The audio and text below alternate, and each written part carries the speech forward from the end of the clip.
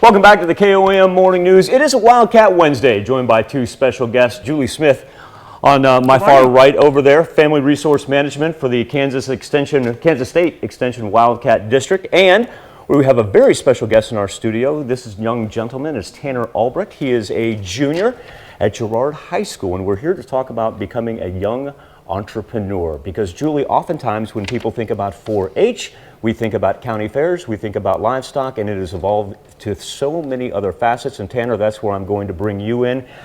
What got you interested in the Wildcat District and the entrepreneurial program?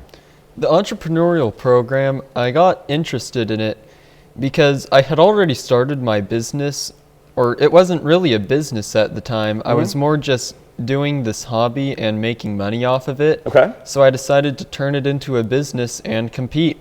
Now tell us what your hobby is. That way we know what goods you're peddling here. So I enjoy trapping animals. So people could hire me to trap animals for them. So, folks, if you have a dam that's being built up in the back of your property, all you got to do is call Tanner Albrecht, and he's going to help us solve the problem here. Julie, when you identify young men and women, boys, you're not a boy, you're young men and women like Tanner, how do you convince them that, hey, this entrepreneurial program through the Wildcat District can really benefit you? Well, the Youth Entrepreneurship Challenge, there's several of them within our district. And the one at Girard is an actual competition. So there's a $1,000 prize for first prize. So it's pretty easy. It's pretty easy, yeah. I wouldn't say easy, but it is, we give over $2,000 in prizes at our competition. So these kids are eager to win money, and it's not scholarship money, it's actually cash. It's cash, cash in your pocket. Yep. Tanner, as you've gone from taking this from a hobby into a business, what are some of the life skills, if you will, that you've picked up, especially when it comes to dealing with people and selling yourself? Because now, instead of a hobby, you have to convince people, I'm the man for the job. So I have definitely learned a lot since my freshman year. During my freshman year, I didn't even compete because my business plan was so awful. Taking what I learned, I set up a new one for this business, and it worked out really well.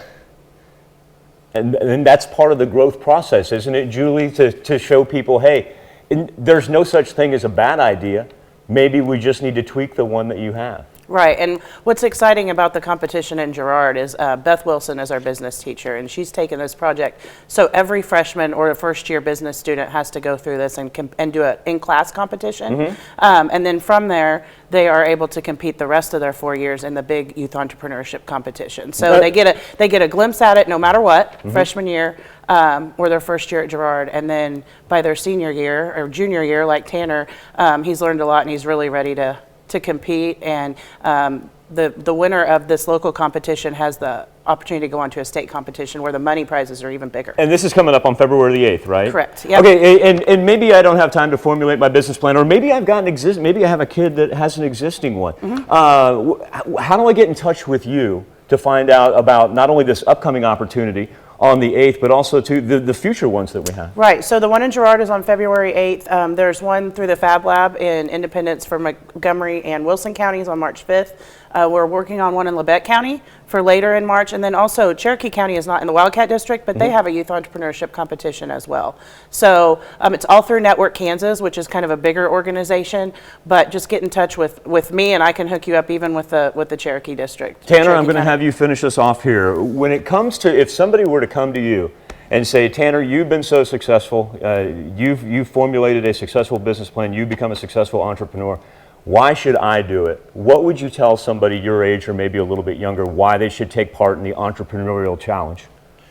It's a great learning experience, and really, it's a somewhat easy way to get money. You do it a few years, you get more experience, and not enough people do this.